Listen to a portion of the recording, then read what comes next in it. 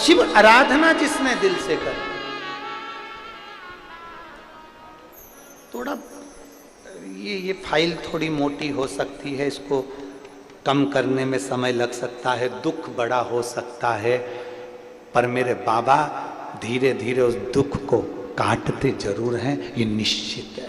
थोड़ा समय लग सकता है, थोड़ा समय लगेगा।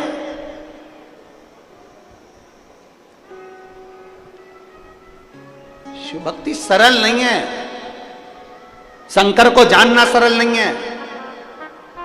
देवऋषि नारद तक भगवान शिव को नहीं जान पाए थे, जाकर निंदा कर दी भगवान विष्णु के सामने, और देवऋषि नारद को बंदर का मुंह लगाना पड़ा। भगवान नारायण ने निंदा सुन ली तो घोड़े का मुंह लगाना पड़ा। हयग्रीव अवतार हो गए। रामचरितमानस में आता है नारद जी को बंदर का मुंह लगा था, केवल निंदा।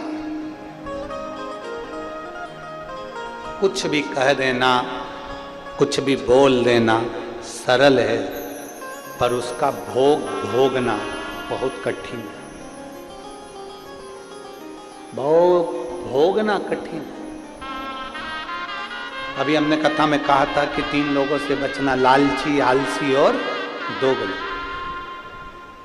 दोगलाई करने वालों से भी बचने का प्रयास करना, कि कोई तुमको, वो कहते हैं ना कि एक बात बोले बुरी तो नहीं लगेगी, अरे जम के तो बोलो, पक्का बोल दे।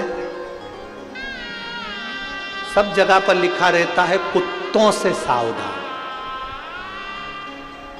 पर हम तो कहेंगे इंसान से भी सावधान। कुत्ता तो मालूम है कि काटेगा, इसलिए सावधान हो जाओ, पर कोई तुमसे गले लगकर कब छुरा घोंप कर जाएगा मालूम नहीं पड़ पाएगा। सावधान।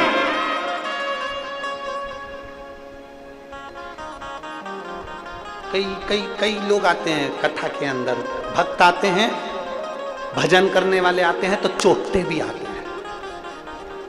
यहाँ तो कुत्ता चैन नहीं चुरा ला, तुम्हारे पास में ना जाने कौन बैठा होगा, बैठी होगी, और इतनी धीरे से सफाई करेगी। इसलिए सावधान इंडिया, इसलिए सावधान।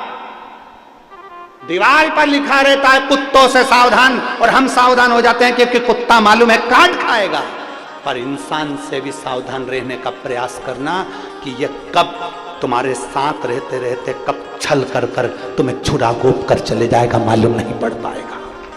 सावधान रहिए, सावधान।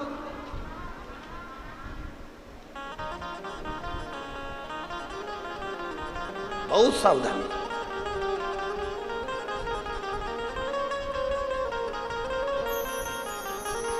सबसे ज्यादा पहचान होती है मनुष्य की वाणी से, मनुष्य की पहचान होती है।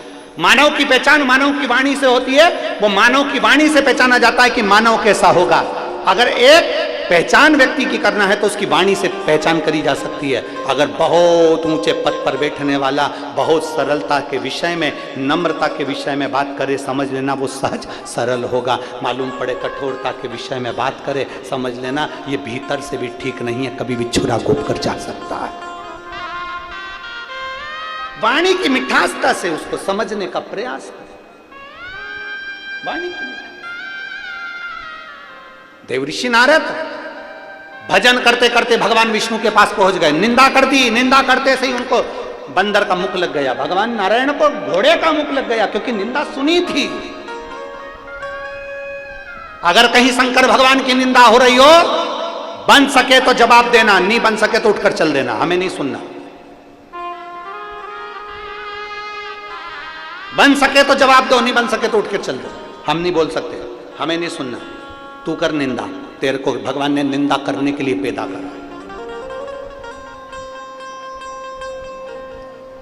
माता के गर्भ से तू हुआ इसलिए क्योंकि भगवान ने तुझे गिफ्ट में पैदा करा है कि तू जगत की निंदा करे। कर निंदा। शिव की कोई निंदा करे, वहां से उठकर चल दो, हमें नहीं सुनना, हमें नहीं सुनना।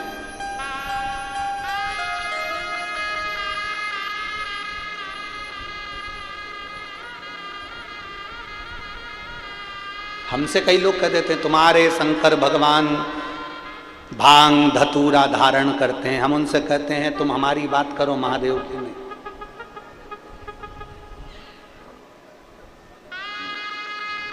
फिर कोई प्रश्न करता है शंकर भगवान ऐसी प्रेरणा दे रहे हैं, भांग पीते हैं तो दुनिया के नए नए नवयुवक लड़के लड़कियां भांग पी रहे हैं, ये प्रेरणा देना चाहिए?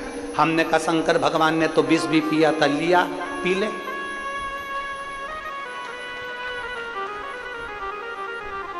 ये कोई प्रेरणा है? शिव की निंदा हम नहीं सुनेंगे, शंकर भगवान की निंदा हम नहीं सुनते। और कोई करता भी है तो मां से उठ के चल देते, हम बोलते ही नहीं। क्या बोलो, सब परम आभूषण है, मौन रहना, चुप रहो। समय आया,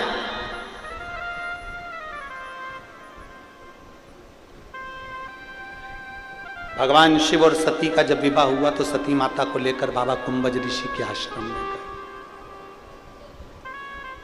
अब देखिए,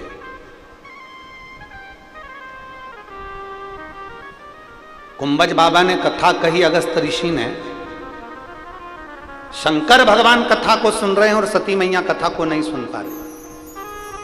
बैठे दोनों हैं, कथा सुनने के लिए बैठे दोनों हैं। कुंभज ऋषि के दरवाजे पर, अगस्त बाबा के दरवाजे पर मेरे देवाधिदेव महादेव भी बैठे हैं, तो सती माता भी बैठी है। कथा सुनने के लिए दोनों बैठे हैं, पर शंकर भगवान कथा को सुन पा रहे हैं और सती मैया कथा नहीं सुन पा रही।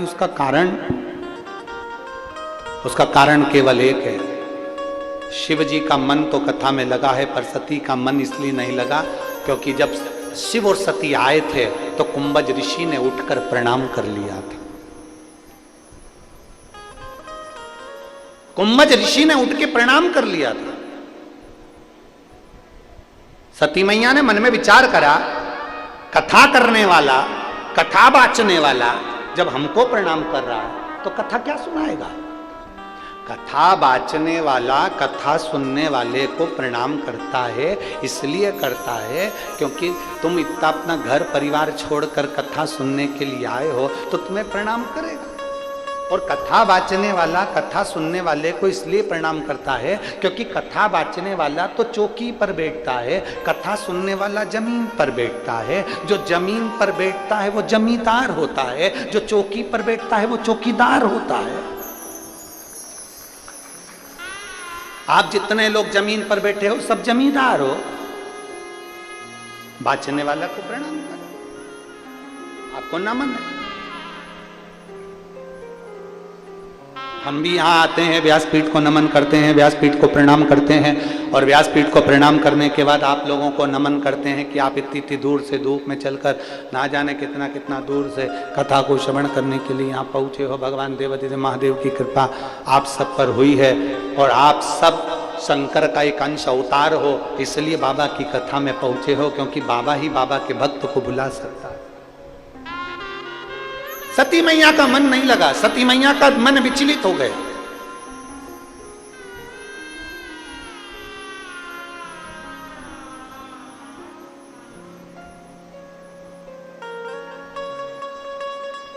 सती मैया का मन विचलित हो गया। चले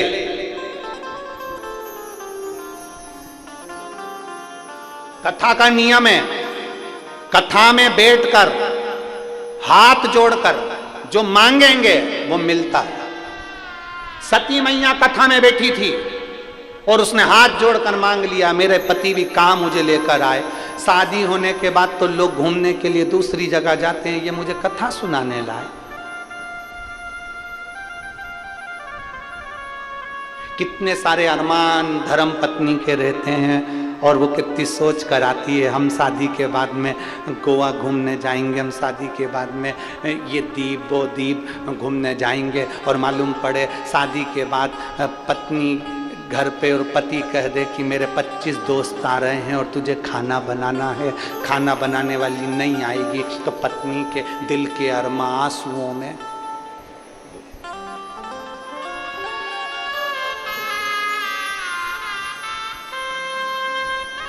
क्या मतलब आने से? सती मैया के मन में बात आ गई। सती मैया ने सोचा मेरे को तो जाना था पति के साथ में भ्रमण करने के लिए और भोलेनाथ जी लेकर आ गए कथा सुनने के लिए। अब मन लगे। एक नियम है, शादी के बाद में दूल्हा दुल्हन को सत्यनारायण जी की कथा सुनवाई जाती है। बोलो सही है कि गलत है? अरे आपके यहाँ होता है कि नहीं होता हमको नहीं मालूम, पर हमारे इधर तो होता है। इधर होता है क्या? दूल्हा दुल्हन आते हैं ना, तो उनको दोनों को बिठाते हैं और पंडित जी आते हैं, सत्यनारायण की कथा सुनाते हैं। ये नियम कहाँ से चालू हुआ? ये शंकर जी से चालू हुआ। शंकर भगवान के विवाह जब सती माता से हुआ था, तो सती माता को लेकर कुंभज ऋषि के यहाँ कथा सुनने गए थे। उस दिन से नियम बनाया गया कि दूल्हा दुल्हन को शंकर भगवान की पवित्र आनंदमय कथा का रसतत्व ग्रहण कराया जाए, इसलिए सत्यनारायण की कथा सुनाई जाती है। और उसमें देखा जाता है दोनों में मन किसका लग रहा है।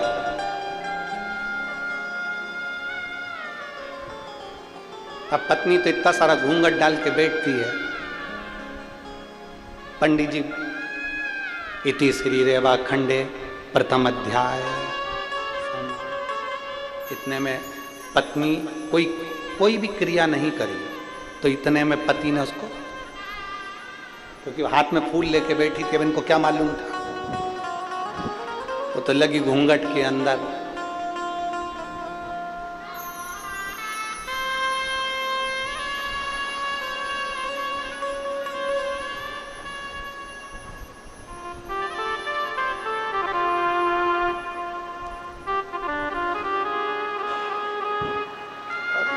लगी घूंघट के अंदर।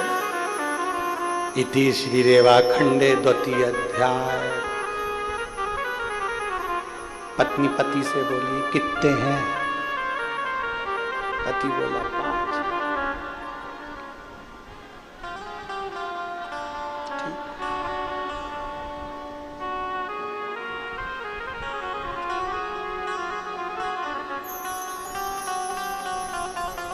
पति को भी समझ में आ गया, शंकर भगवान की सती और मेरी श्रीमती, ऐसा लग रहा है दोनों एक जैसी है। इसका मन भी नहीं लग रहा, चित्त नहीं लग रहा। पर एक बात कहूंगा, इस पवित्र व्यासपीठ से जब से शिव महापुराण की कथा लोगों ने सुनना चालू करी है, भक्तों ने, तब से मेरी नवयुवक जितनी बहुएं हैं, जितनी बेटियां हैं, जितनी माताएं हैं, इनमें शंकर जी की भक्ति का बल बढ़ा है। मेरी जितनी बहुएं हैं, जितनी बेटियां हैं, जितनी युवान बेटियां हैं, इनमें भक्ति का बल बढ़ा है। पति अगर कहीं जाने का बोलता है तो सबसे पहले घर की बहुएं कह देती है सीहोर चलें, उज्जैन चलें, काशी चलें, भीमाशंकर चलें, त्र्यंबकेश्वर चलें। ये भक्ति का बल है। अब बहुएं ये नहीं कहती कि हमको कहीं जाना, तो कहती हैं अपने काम करते हैं, अयोध्या चलते हैं, राम जी का दर्शन भी कर आएंगे, अवध की सरयू का स्नान भी करेंगे। ये भक्ति का बल बढ़ा, इसको भक्ति का बल बढ़ा था ना। सती मैया मन नहीं लगा, सती मैया ने मन में सोच लिया इससे तो अपने प्राण त्याग देती तो अच्छा था, अपने शरीर को जलकर भस्म कर देती तो अच्छा था। कुंभज ऋषि ने विचार कर लिया, जो कथा में बैठकर मांगा है वही होता है। शंकर भगवान ने राम जी का दर्शन मांगा था, तो उनको राम का दर्शन हुआ, और सती मैया ने अग्नि में अपने शरीर को त्यागने की बात करी थी, इसलिए उनका शरीर अग्नि में जलकर भस्म हुआ। जो मांगा था वो हुआ, जो मांगा। दक्ष प्रजापति के यहाँ यज्ञ चल रहा है, बड़े बड़े बहुत सबको बुलाया गया है, पर शिव को आमंत्रित नहीं करा गया था, क्योंकि शंकर भगवान सभा में दक्ष प्रजापति का सम्मान नहीं कर पाए थे।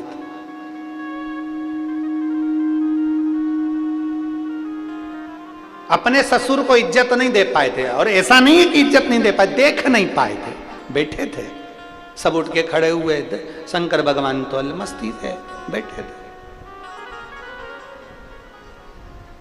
पर लोगों की भी आदत है ना, इतने सारे लोग जयराम जी के कर रहे, हर हर महादेव कर रहे, हाथ हिला रहे, इतने सारे लोग प्रणाम कर रहे, इनको वो नहीं दिख रहा, जो प्रणाम नहीं कर रहा ना वो नजर आ जाता है। अहंकारी जो व्यक्ति होता है ना, उसको ये सबसे पहले वो ये देखता है कि मुझे किसने प्रणाम करा और किसने नहीं करा। अभिमान जिसके भीतर हो। दक्ष प्रजापति को लग गया, यहां की आवाज बढ़ाओ रिटर्न वाली, दक्ष प्रजापति को लग गया। और दक्ष प्रजापति ने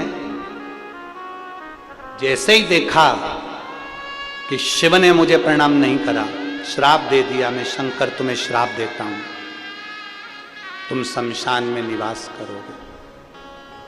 शमशान। मेरे भोले बाबा बड़े प्रसन्न हो गए। मेरे ससुर ने मुझे प्लाट भी दिलाया, तो ऐसी जगह दिलाया जहां कोई कब्जा नहीं करेगा। शमशान में मेरा निवास होगा। जो मौन है शमशान, जहां शिव का निवास है, शंकर मौन होकर बैठे रहते हैं। दुनिया का व्यक्ति कहीं पर भी भटके, पर अंतिम विश्राम तो शंकर की गोद में ही मिलता है, शिव की गोद।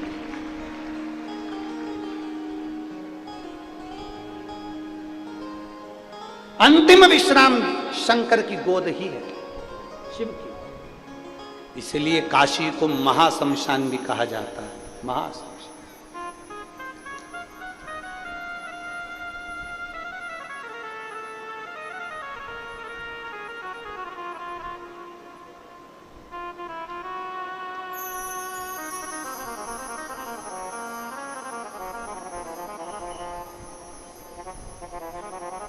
हर पल, हर घड़ी, हर क्षण मनुष्य को अपने अंतिम पल का स्मरण करते रहना चाहिए। अंतिम पल का अंतिम विश्राम है भगवान शंकर का द्वार।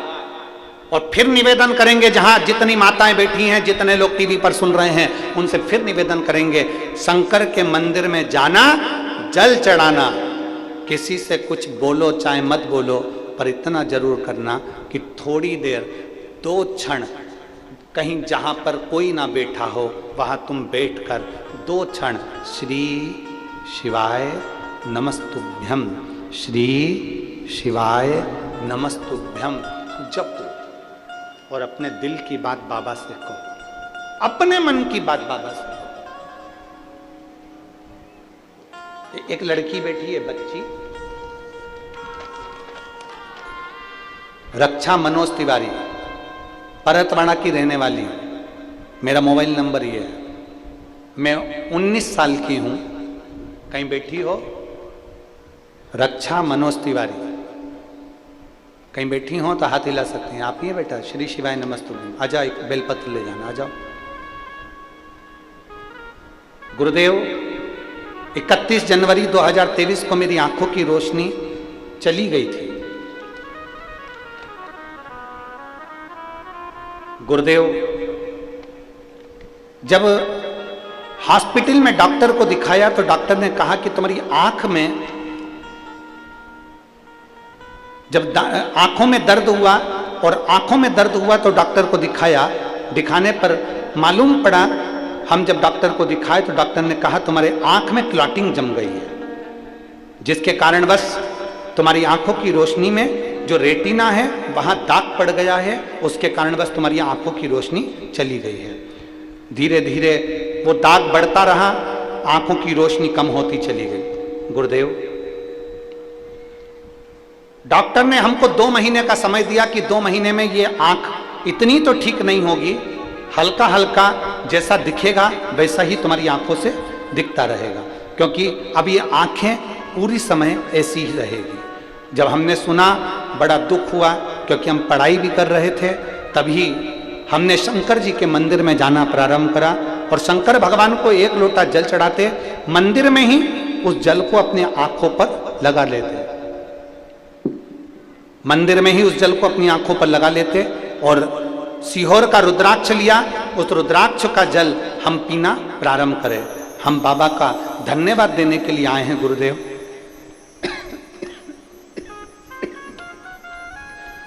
हम बाबा को धन्यवाद देने के लिए आए हैं कि बाबा की कृपा से डॉक्टर तो 2 महीने का बोले थे, पर 15 दिन में मेरे देवाधिदेव महादेव ने मेरी आंख की रोशनी वापस लौटाई है।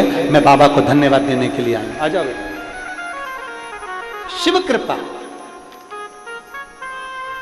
शंभु ओघड़ी,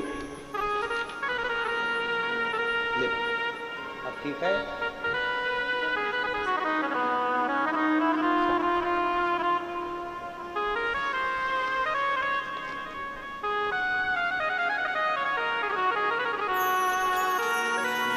एक नीचे की लाइन अच्छी लिखी है, खाली ना जाता कोई दर से तुम्हारे, खाली ना जाता कोई दर से तुम्हारे, मैं भी खड़ी हूँ नदी बाहे पसारे, अपने हृदय से लगा लो